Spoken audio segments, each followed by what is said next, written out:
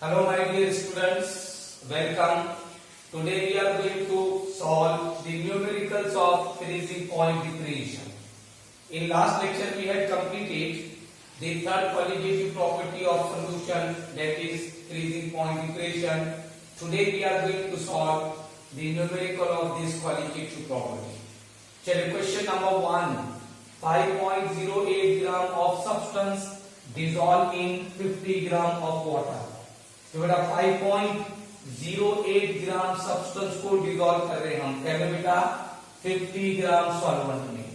तो जो डिसॉल्व होगा बेटा वो सॉल्यूट, जिसमें डिसॉल्व होगा बेटा वो solvent. Okay, lower the freezing point by 1-2 kelvin, उसकी वजह से बेटा फ्रीजिंग पॉइंट डिक्रीज हो रहा है, कितना 1.2 केल्विन।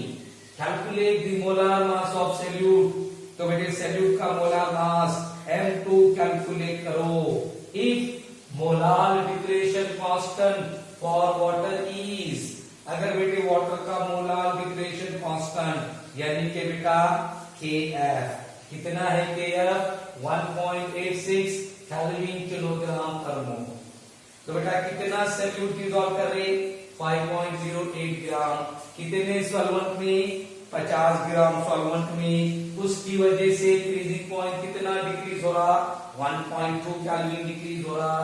और बेटा मोलार मास कैलकुलेट करना है, अगर बेटे उसका Kf कितना है 1.86 केल्विन किलोग्राम पर मोल, राइट। चलिए इसमें से बेटा डेटा निकालिए। सबसे पहले दिया बेटा उसने हमको weight of solute, weight of solute means W2, so W2 is 5.08 gram. Second one, weight of solvent, weight of solvent, weight of solvent means W1, कितना दिया बेटा W1, that is 50 gram। और बेटा उसकी वजह से फ्रीजिंग पॉइंट डिक्रीशन कितना हो रहा 1.2, तो बेटे delta Tf, it is decretion in freezing point, it is 1.2 kelvin. और क्या दिया बेटा उसने Kf, Kf means molar decretion constant, how much, it is 1.86 Kelvin kilogram per mole। And finally we have to calculate the molar mass of solute। और बेटा आपको calculate करना है बेटा मोलार मास किसका, सॉल्यूट का। Okay, so it is the data abstracted from this question. इस question में से बेटा मैंने डेटा बेटा एक्सट्रैक्ट कर लिए। अब बेटा इस क्वेश्चन को हमको सॉल्व करना है, तो बेटा सॉल्यूशन ऑफ दिस क्वेश्चन। चलिए फार्मूला कौन सा लेंगे बेटा, कल का मोलार मास का, M2 is equal to Kf into W2 into 1000 divided by delta Tf into W1। Molar mass of solute M2 is equal to Kf into W2 into 1000 divided by delta Tf into W1।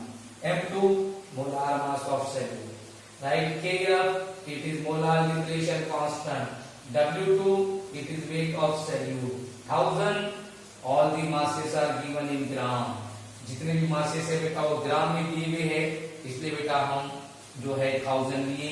और delta Tf 1.2 kelvin, W1 that is 50 ग्राम। चलिए पूरे values put up करो, फिर उसके बाद बेटा हम उसके लॉग एंटी लॉग लिखेंगे, तो मैंने बेटा यहाँ साइड में लिखे हुए हैं, ठीक है। चलिए put the values, so M2 is equal to Kf how much 1.86 into W2 how much 5.08 into 1000 into 1000 divided by delta Tf 1.2 into 50। चलो जितना बेटा इजी कर सकते कर लो। अब बेटा ये 1000 से इसको मल्टीप्लाई कर दिए, तो बेटा ये पॉइंट जाएगा 3 डिजिट आगे, तो ये होगा 5080। और ये बेटा 50 से इसको मल्टीप्लाई कर दिए, तो 50 into 1.2 वो होता है बेटा 60, right. So M2 is equal to 1.86 into 5080 divided by 60। तो बेटा इसको डिवाइड कर दिए 60 से। अब बेटा चाहे तो आप ये 0 0 कैंसिल करो, 6 से डिवाइड करो। अगर ये नहीं जम रहा तो बेटा लॉग टेबल से ये दोनों का लॉग, ये दोनों का addition, because they are in multiplication, दोनों बेटा मल्टीप्लाई में है, इसलिए बेटा इसका लॉग का एडिशन, फिर बेटा इसका लॉग, ये दोनों में से सब्ट्रैक्शन, फिर उसका एंटी लॉग। चलिए मैंने लॉग की वैल्यू लिखी हुई है, लॉग 1.86, ये बेटा लॉग 1.86, ये है बेटा 0.2695, 0.2695, ठीक है। कैसा देखेंगे बेटा, 18 का 6 में, और बेटा पॉइंट से पहले एक डिजिट है इसलिए कैरेक्टरिस्टिक्स होगा 0, तो 0.2695। अब बेटा उसके बाद log 5080, log 5080, अब बेटा टोटल 4 डिजिट है इसलिए बेटा 3 पॉइंट, राइट 50 का 8 में देखिए वो है बेटा 7059, आपके पास लॉग टेबल होगा, आप बेटा चेक कर सकते हैं, ठीक है। तो ये बेटा 7059। अब बेटा ये दोनों मल्टीप्लाई में है ना, इसलिए बेटा दोनों का होगा एडिशन, तो 9 and 5 14, right 4 carry 1, 1 and 5 6, 6 and 9 15, 5 carry 1, 1 and 6 7, 7 and 2 9, और ये बेटा 3, 3.9754, ये बेटा इन दोनों का एडिशन, ओके। अब बेटा log 60, तो बेटा ये log 60 दो डिजिट है बेटा इसलिए 1 पॉइंट। अब बेटा 60 का log देखिए 0 में, 60 का 0 में, तो ये है बेटा 7782, तो 1.7782, ये बेटा उसका log।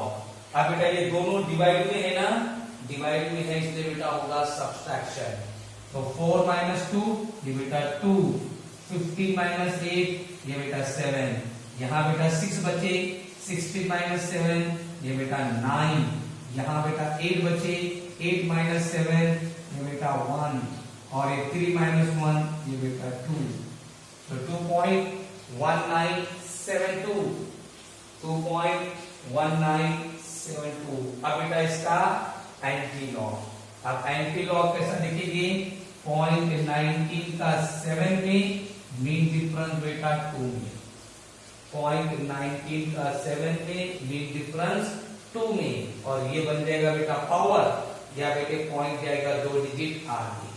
चलिए ये 0.19 का 7 पे देखिए बेटा, और मीन डिफरेंस 2 में, तो बेटा वो एंटी लॉग है 1576,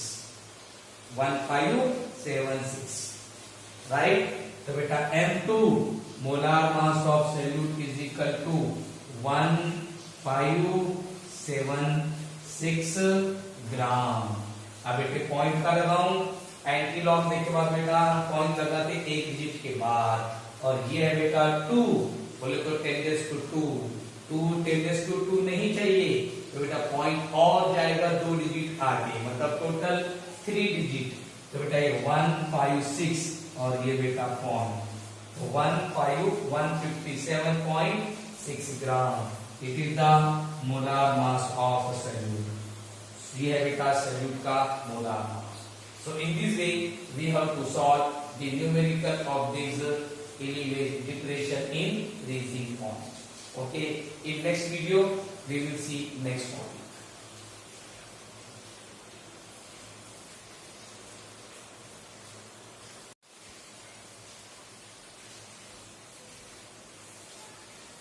Let's solve the second question.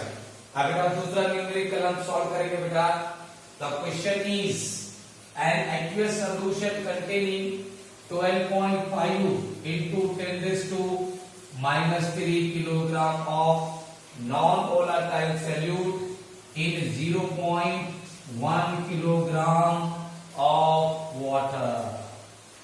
बेटा 0.1 किलोग्राम वाटर में, कितने वाटर में, 0.1 किलोग्राम वाटर में 12.5 into 10⁻³ किलोग्राम बेटा सॉल्यूट का प्रेजेंट है। फ्रीजेस एट, वो सॉल्यूशन बेटा फ्रीज हो रहा कहां पर, 272.49 केल्विन, right?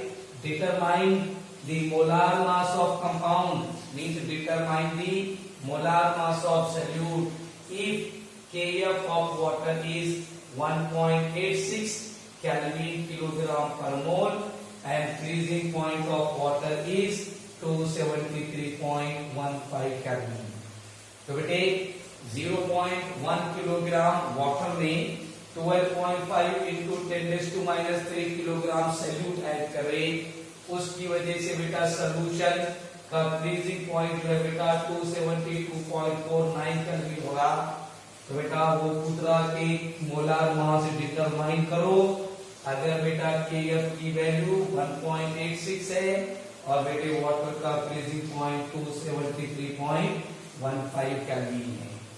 चलिए डेटा निकालिए। सबसे पहले बेटा weight of solute, weight of solute means W2 कितना दिया बेटा 12.5 इंटू 10⁻³ किलोग्राम, 12.5 इंटू 10⁻³ किलोग्राम। उसके बाद बेटा weight of solvent, weight of solvent that is W1, W1 is equal to 0.1 kilogram, right. अब बेटा उसके बाद freezing point of solution, freezing point of solution.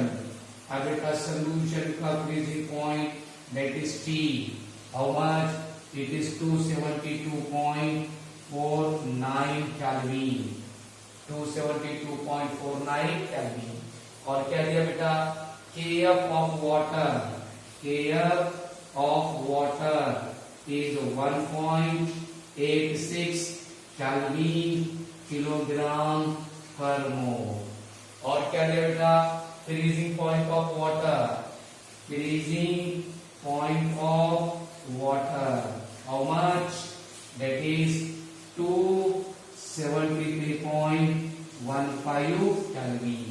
और पूछा क्या बेटा उसने, calculate the molar mass of solute. तो बेटा सॉल्यूट का मोलार मास कैलकुलेट करो बोला, ठीक है। अब मगर उसने हमको डेल्टा टीएफ दिया क्या, नहीं, तो बेटा पहले निकालना पड़ेगा हमको डेल्टा टीएफ। तो delta TF is equal to T0 minus T, कल पढ़े ना बेटा हमने delta TF is equal to T0 minus T। T0 it is freezing point of solvent, और बेटे सॉल्वेंट का फ्रीजिंग पॉइंट कितना है 273.15 माइनस बेटा freezing point of solution it is 272.49। So delta TF is equal to, अब बेटे ये 0.49, इसमें का बचा बेटा 0.51 और ये बेटा ऊपर का 0.15, तो ये 0.51 और ये बेटा 0.15, तो ये हो गया बेटा 0.66। So it is delta TF, ये आ गया बेटा डेल्टा टीएफ। अब बेटा डेल्टा टीएफ आ गया। अब तो बेटा all the values are available, therefore we can easily calculate the molar mass of this solute.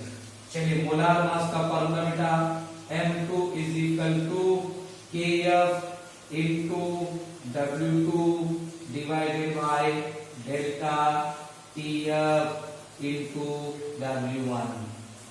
अब बेटे यहाँ पे हम 1000 नहीं लेंगे, क्यों नहीं लेंगे बेटा, because masses are given in kilogram. जितने भी मासेस है बेटा ये दिया हुआ है बेटे केल्विन किलोग्राम में, therefore there is no need of 1000, इसलिए बेटा 1000 की कोई जरूरत नहीं है। चलिए सब वैल्यू है बेटा अपने पास। सो M2 is equal to Kf कितना बेटा 1.86 into W कितना 12.5 into 10⁻³ divided by, राइट। अब बेटा डेल्टा टीएफ कितना 0.66 into W1 कितना बेटा 0.1, ठीक है। अब बेटे चाहे तो आप ये 0.1 से इसको मल्टीप्लाई कर दो, तो 0.1 इंटू 0.66, तो ये होगा 0.066 पॉइंट बेटा। जैसे यहाँ पे 2 डिजिट के बाद था ना, तो पॉइंट आएगा 3 डिजिट के बाद। तो बेटा M2 is equal to 1.86 into 12.5 into 10⁻³ divided by 0.066। ये बेटा 0.0 कैसा हुआ समझा? अगर बेटे ये 1 होता, 1 इंटू 0.66 होता, तो ये बेटा 0.66 ही रहता था। मगर बेटा ये 0.1 है, तो ये पॉइंट के बाद का 1 डिजिट और ये बेटा पॉइंट के बाद के 2 डिजिट, ऐसा बेटे पॉइंट के बाद आएंगे 3 डिजिट, इसलिए बेटा ये होगा 0.066। ओके, अब क्या करेंगे बेटा? ये दोनों का लॉग एडिशन, इसका लॉग सब्सट्रैक्शन, फिर उसका एंटी लॉग। चलिए वहां मैंने लॉग की वैल्यू लिखी हुई है, ठीक है। चलिए लॉग 1.86, 18 का देखिए बेटा 6 में, लॉग टेबल देखो आप, आपके पास है 18 का 6 में, ये बेटा 2695, और बेटा पॉइंट से पहले 1 डिजिट है, single digit, therefore characteristics is 0, तो 0.2695 ये हो गया बेटा इसका लॉग। चलिए उसके बाद बेटा लॉग 12.5, लॉग 12.5, अब बेटा पॉइंट से पहले 2 डिजिट है, इसलिए बेटा कैरेक्टरिस्टिक्स होगा 1। अब 12 का लॉग देखिए 5 में, 5वें कॉलम में देखिए 12 का, वहां बेटा वैल्यू है 0969, देखिए लॉग टेबल में 0969। अब बेटा ये दोनों मल्टीप्लाइड में, इसलिए होगा एडिशन, 5 और ये 9 14, 4 carry 1, 1 and 9 10, 10 and 6 16, 6 carry 1, 1 and 6 7, 7 and 9 16, तो बेटा ये 6 carry 1, 1 and 2 3, और ये बेटा 1 as it is, 1.3664, ये आ गया बेटा दोनों का एडिशन। अब बेटे log 0.066, log 0.066, अब बेटे यहाँ पे 2 0 है, बिफोर 0.1, आफ्टर 0.1, पॉइंट से पहले बेटा 1 0, पॉइंट के बाद बेटा 1 0, टोटल 2 0 है बेटा, इसलिए कैरेक्टरिस्टिक्स होगा /2, 0 - 2, ये होगा बेटा /2, तो /2.66 का देखिए बेटा 0 में, तो वो है बेटा 8195, लॉग टेबल में चेक करो आप, तो बेटा 66 का लॉग है बेटा 0 में 8195।